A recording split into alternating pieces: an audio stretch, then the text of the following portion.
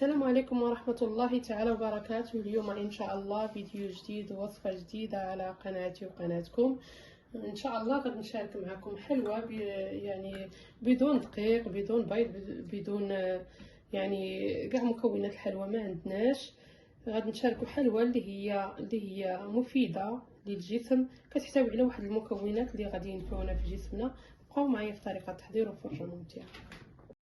كمكونات لهاد الحلوى كنحتاجو ليها نصف كيلو ديال التمر اللي غسلته حيدت ليه العظم ديالو وبخرته. عندنا هنا كاس ديال الزبيب الابيض، كاس ديال الزنجلان يعني مغسول ومحمر، كاس ديال الكاوكاو مهرمش يعني تا هو محمر، كاس ديال القرقاع منقي ومسوح ويعني وما نكرهوش نزيدو كاس ديال اللوز ولكن ما توفرش. ما عليناش. المهم هادو هما المكونات اللي غادي ندير انا في هاد الحلوى. بقاو معايا في طريقه التحضير ديالها. اول حاجه كناخذو هي التمر كما شفتوا، غادي يعني نمعكوه مزيان بواحد الفرشيطه يعني حتى يتعجن لينا. كما كتشوفوا من بعد ما يعني معستو مزيان حتى حصلت على عجين ديال التمر كما كتشوفوا. دابا غادي نضيف هاد المكونات هادو اللي ذكرت، كاس ديال الكاوكاو كما كتشوفوا، كاس ديال الزنجلان،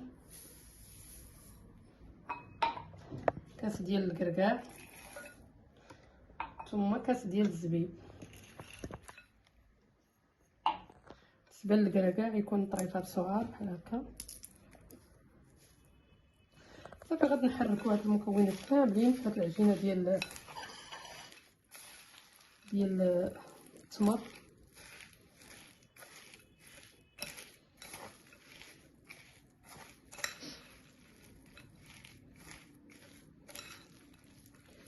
صافي نحاول ندخل هاد المكونات كاملين بيديا.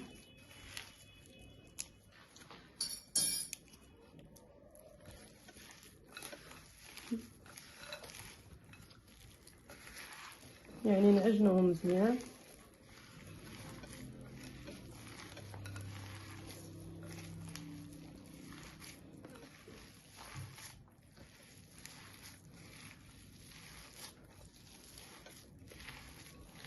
ودخلت المكونات كاملين في التمر. دابا كيبان ليا التمر باقي سخون، غادي ندخلها للثلاجه واحد شويه علين ما وجدت الشكلاط.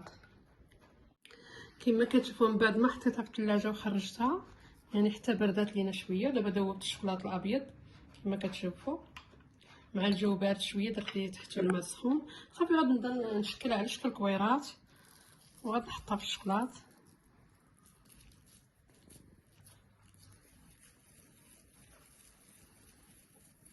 نديرها على شكل كويرات كما كتشوفوا. غادي نحطها في الشكلاط.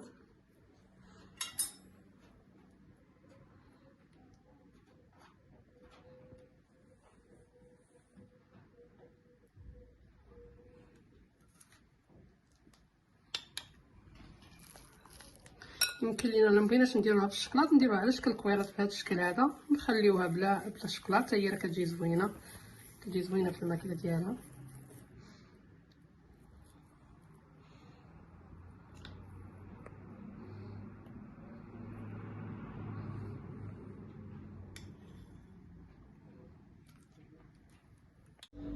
كما كتشوفوا من بعد ما زيناها بالشكلاط ثم زينتها بالكاوكاو وحطيتها حتى بردت شويه كما كتشوفوا. دابا قدمتها في صحن التقديم.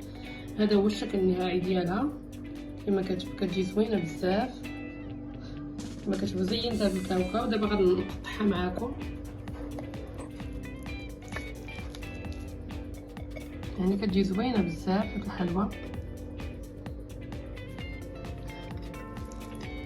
كتجي معلكه وزوينه، كتجي معلكه بالتمر كما كتشوفوا، كتجي معلكه كتجي زوينه بزاف.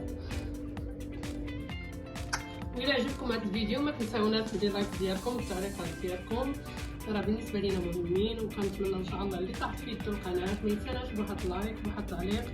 وشكرا جزيلا على المتتبعين والى اللقاء والى فيديو قادم ان شاء الله.